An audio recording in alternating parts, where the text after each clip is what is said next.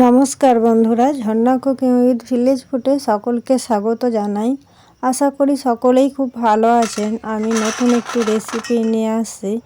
1 cup ময়দা দিয়ে সুন্দর একটি রেসিপি সকালে কিংবা বিকেলে চায়ের সাথে বন্ধুরা জমে যাবে। ঘরে থাকা সামান্য কিছু উপকরণ দিয়ে আজ আমি আপনাদের সঙ্গে এই রেসিপিটি শেয়ার করব। বন্ধুরা প্রথম থেকে শেষ পর্যন্ত ভিডিওটি দেখবেন, আশা করি আপনাদের ভালো লাগবে।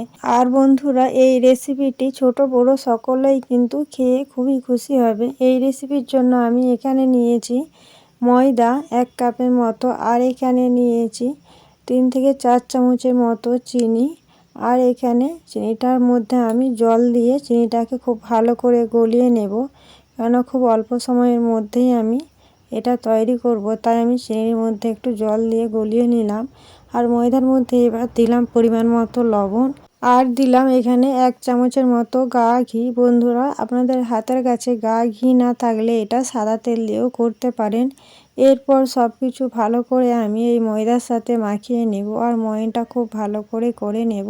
এর সঙ্গে ঘি দিলে এর স্বাদ কিন্তু বন্ধুরা অনেক গুণ বেড়ে যায়। খুব ভালো করে আমি ময়নটা করে নিয়েছি। আর ময়নটা কেমন হয়েছে দেখুন বন্ধুরা, এইভাবে ডেলা করলে যদি ডেলা হয়ে যায় তাহলেই জানবেন ঠিকঠাক মতো ময়ন হয়েছে। এরপর যে আমি চিনির মধ্যে জল দিয়েছিলাম, চিনি অনেকটাই ভালো করে গুলে গেছে, আর আমি এই জলটা ময়দার উপরে ছড়িয়ে দিলাম, সবটাই দিয়ে দিয়েছি। এরপর ভালো করে আমি হাত দিয়ে মাখিয়ে নেব। এটা কিন্তু খুব নরম হবে না, একটু টাইট মতনই মাখাতে হবে। তাই আমি খুব বেশি জল ব্যবহার করব না, চিনির মধ্যে যে জলটুকু দিয়েছিলাম সেই জলটা আর একটু অল্প করে জল দিলাম। এইভাবে খুব ভালো করে আমি একটা ডো তৈরি করে নেব। দেখুন এইভাবে ডোটা আমার তৈরি হয়ে গেছে। দেখুন খুব শক্তও রাখিনি, আবার খুব নরমও হয়নি, কিন্তু এইভাবে আমি রেখেছি। এরপর এটা আমি ঢাকা দিয়ে 30 মিনিটের জন্য রেখে দেব, খুব ভালো করে সেট হওয়ার জন্য। 30 মিনিট হয়ে গেছে। এরপর ঢাকা খুলে নিয়েছি। দেখুন বন্ধুরা আরও একবার এইভাবে আমি একটু মাখিয়ে নেব। এরপর এখান থেকে আমি লেচি কেটে নেব ছোট ছোট করে।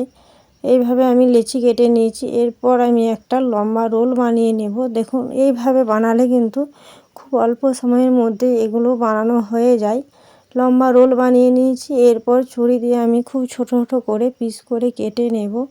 দেখুন এইভাবে আমি সবগুলোই কেটে নেব, আর সবগুলোই কিন্তু রেডি করে নেব। দেখুন এইভাবে আমি ছোট ছোট করে পিস করেছি, আর এক একটা পিস নিয়েছি। এরপর দেখুন একটা লাইনের ঠেকার মধ্যে এইভাবে রেখে বুড়ো আঙুল দিয়ে চাপ দিলেই দেখুন বন্ধুরা অনায়াসেই কত সুন্দর একটা ডিজাইন হয়ে যাচ্ছে। দেখুন বন্ধুরা যেন মনে হচ্ছে সমুদ্রের একটা শামুকের মতো। আপনাদের কেমন লাগছে আপনারা কিন্তু কমেন্ট করে জানাবেন। এইভাবে কিন্তু আমি সবগুলোই রেডি করে নেব। আর এইটা বানানো কিন্তু খুবই সোজা, আর খুব অল্প সময়ের মধ্যেই কিন্তু অনেকগুলো বানানো হয়ে যায়। আরও একটা আমি আপনাদের দেখিয়ে দিলাম। দেখুন বন্ধুরা এইভাবে বুড়ো আঙুল দিয়ে একটু চাপ দিলেই কিন্তু হয়ে যাবে। খুব সুন্দর ডিজাইনটা লাগছে। আপনাদের কেমন লাগছে আপনারা কিন্তু অবশ্যই কমেন্ট করে জানাবেন। এইভাবে আমি সবগুলোই কিন্তু রেডি করে নেব। দেখুন খুব অল্প সময়ের মধ্যেই কিন্তু এগুলো হয়ে যায়। দেখুন সবগুলোই কিন্তু আমি রেডি করে নিয়েছি। আর 1 কাপ ময়দার মধ্যে কতগুলো হয়েছে দেখুন বন্ধুরা। এরপর এগুলো ভাজার জন্য আমি উনুন ধরিয়ে উনুনে কড়া বসিয়ে দিয়েছি। কড়া গরম করে নেব। কড়া গরম হয়ে গেছে। কড়ার মধ্যে দিলাম পরিমাণ মতো সাদা তেল। তেল গরম করে নেব। তেল গরম হয়ে গেছে। দেখুন বন্ধুরা তেলটা কিন্তু খুব ভালো মতোই গরম করে নিতে হবে। তারপর ঠান্ডা করে হালকা ঠান্ডা করে এগুলো দিয়ে দিতে হবে। হালকা আঁচে কিন্তু এগুলো সময় নিয়ে ভেজে নিতে হবে, তবেই কিন্তু মুচমুচে খাসতে হবে। আর মুচমুচে খাসতে হলেই কিন্তু এগুলো খেতেও ভালো লাগবে।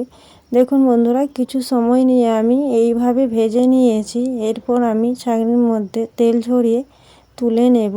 দেখুন কত সুন্দর লাগছে কালারটা।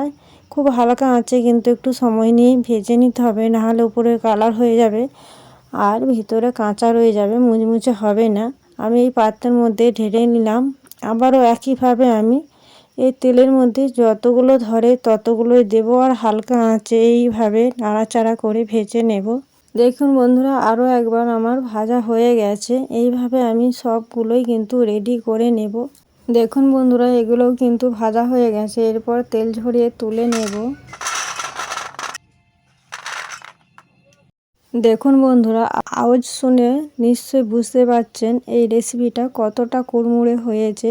আশা করি আজকের ভিডিও আপনাদের ভালো লেগেছে। ভিডিওটি ভালো লাগলে লাইক করবেন, বন্ধুদের সঙ্গে শেয়ার করবেন। রেসিপিটি কেমন লাগলো অবশ্যই কমেন্ট করে জানাবেন।